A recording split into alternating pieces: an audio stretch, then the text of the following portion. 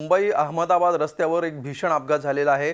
एका केमिकल टँकरला झालेल्या अपघातामध्ये टँकरसह 6 गाड्यांनी पेट घेतलाय।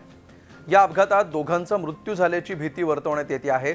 या दुर्घटनेमुळे मुंबई अहमदाबाद मार्गावरची दोन्ही बाजूंची वाहतूक सध्या पूर्णपणे बंद करण्यात आलेली आहे। मुंबई अहमदाबाद मार्गावर हा भीषण अपघात झालेला आहे। केमिकल घेऊन जाणाऱ्या टँकरला अपघात झाला आणि या टँकरसह एकूण 6 गाड्यांनी या अपघातामध्ये पेट घेतलेला आहे। त्यामुळे अत्यंत भीषण अशी परिस्थिती मुंबई अहमदाबाद महामार्गावर निर्माण झालेली आहे। खबरदारीचा उपाय म्हणून मुंबईकडून अहमदाबादकडे जाणारी आणि अहमदाबादकडून मुंबईकडे येणारी अशी दोन्ही मार्गांवरची वाहतूक सध्या बंद ठेवण्यात आलेली आहे आणि हे आग विझवण्याचे शर्थीचे प्रयत्न सध्या सुरू आहेत।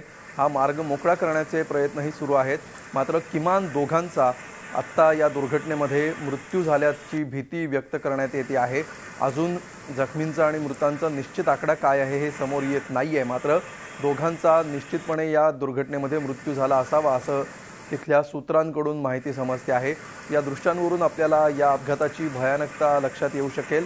केमिकलनी भरलेला एक टँकर होता आणि या टँकरने आधी पेट घेतला आणि त्यानंतर इतर 5 गाड्यांनी असा एकूण 6 गाड्यांनी पेट घेतलेला आहे आणि ऐन हायवेवर ही घटना घडल्यामुळे दोन्ही बाजूची वाहतूक सध्या थांबवण्यात आलेली आहे।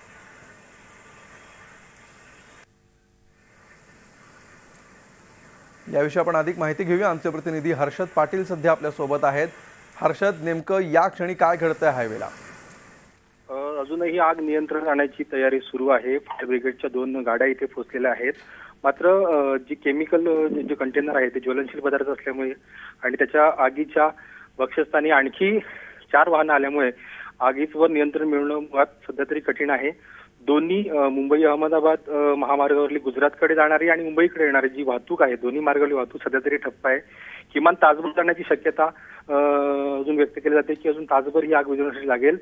या आगीमध्ये आतापर्यंत जवळपास 4 जण हे जखमी झाल्याचं समजतं। त्यातील 3 जण हे मुंबईतील आहेत, दादर इथले रहिवासी आहेत आणि 2 जणांचा मृत्यू झाल्याचा संशय व्यक्त केला जातोय। कारण अजूनही आणखी किती मृतदेह आत आहेत हे अजूनही अधिकृतपणे सांगता येणार नाही, कारण आग ही अजूनही आगीचं जे आग विझवण्याचं काम अजूनही मोठ्या प्रमाणात सुरू आहे।